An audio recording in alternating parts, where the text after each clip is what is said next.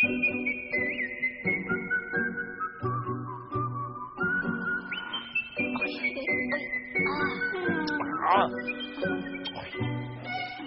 dia.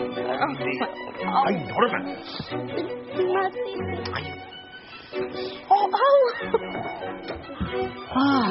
Hem vingut a la crua realitat. Per fi.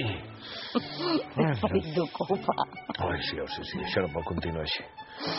M'ha despertat a les 4 de la matinada per explicar-me que tenia un malson. Somiava que les 3 bessones eren vampires i la perseguien, per assegurar-li la son. Juro que és l'última nit que dorm amb nosaltres.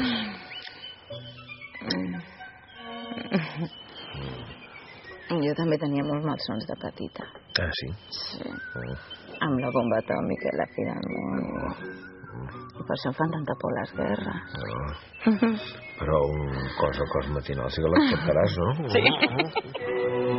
Bon dia!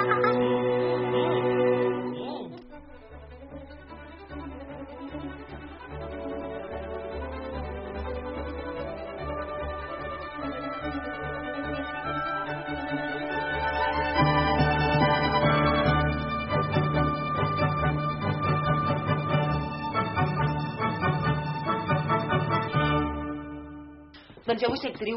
No tens cap amiga a l'Institut del Teatre? Ai, mira, Carme, cada any me'n surts amb una de nova. Has volgut ser corresponsal de guerra, ballarina, oceanògrafa i ara actriu.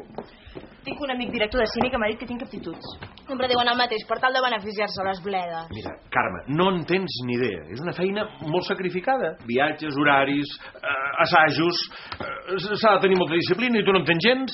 Jo vull fer teatre, és una decisió absolutament madura. No veig per què no m'has de fer el mateix cas que el teu fill Surprise. Carme, és molt injust, T'he fet cas tota la vida. Ah, sí? N'estàs segur?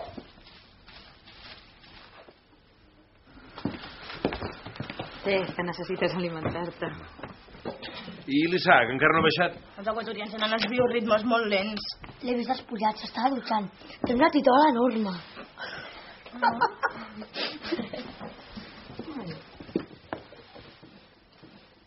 ¿Échame un malo?